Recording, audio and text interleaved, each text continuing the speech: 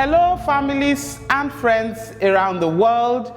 This is Pat John-Oseh, and today on the Message of Hope with Pat, I have a special guest, an amazing personality, Pastor Innocent Oyega. He is a graduate of the Benue State Polytechnic, where he studied business administration.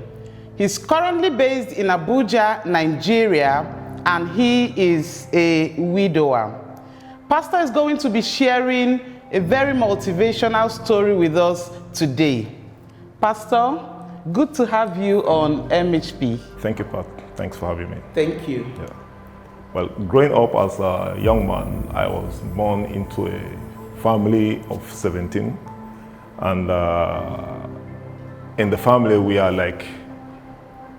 are connected, and it's like a barrack experience where everybody has to struggle for whatever thing that he gets. And growing up, going to school, we have a father who don't believe in sponsoring female children into the secondary school. He believes that they are all made to go to husband's house. And for the male, we have our bus stop, which is secondary school.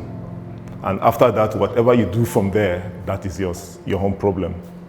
And going on like that, I came out with a kind of mentality that nothing just happened. You must make things happen for yourself.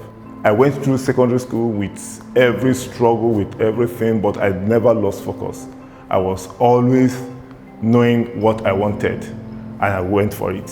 And at the end of my secondary school experience, there's no money to pay for my universities, no money to further on. I had to go into all manner of menial job to gather money to make sure that I do something for myself and to end up with where I want to.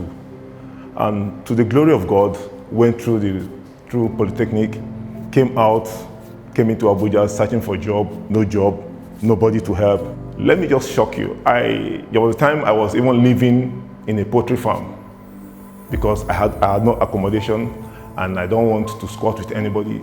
I just needed to get focused, nothing distracting me. So I was the only neighbor I had were the birds around me.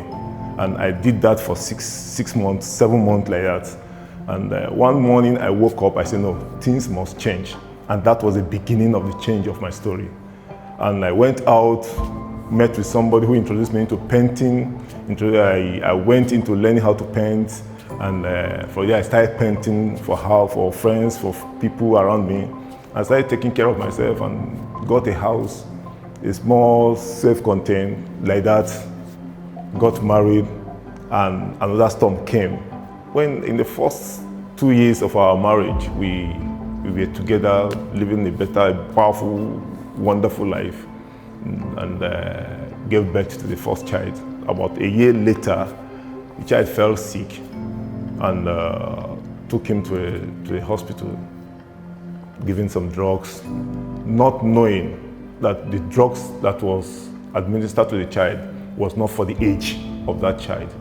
And eventually he died. It was late for us. When we discovered it was already late, and the child died. And my wife never came out of that shock. God blessed us with another one after a year, a baby girl, but came out as prematured, which never stayed more than 7 days. And we lost that. And that became the beginning of my wife's health challenge. And like that, she started having some kind of symptoms, some kind of sickness. Went all around national hospitals, Gariki general hospitals. Nothing the doctors could do. She gave up. But today, God has helped me.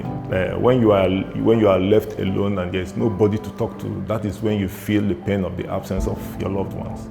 And at that point, I have this character, I have this thing in me that kept me smiling.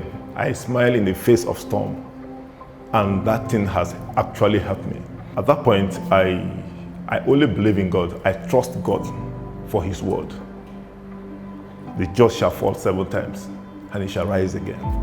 And that was the only thing that kept me going. The love for God. My relationship with God there is no break in it. I was always connecting to God. Everything around me points to God. My message of hope to anyone passing through the same challenge that I passed through is don't lose focus. There's no end for a man with expectation. There is no end for a man that have focus. There is no down, there is no end. You can't say, I have finished. You can't be finished when you are still alive. You are only finished when you are no more alive.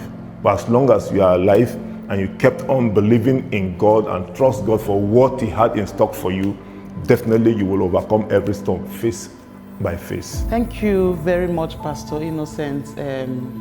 On behalf of the entire MHP team, I really want to say we're sorry about everything that has happened to you. But most importantly, we're happy that you have been able to come through this, believing God and putting your hope in God whilst you're going through the healing process. This is, it's a very sad incident, but you are able to come. You are able to pull through it, which is very important. I really want to say thank you for your time, for coming on MHP today, and thank you all for listening. I'm sure Pastor Innocent's story must have motivated people, millions of people in the world today, both those that are going through what you've just been through and even our listeners. Thank you all for your time and stay safe.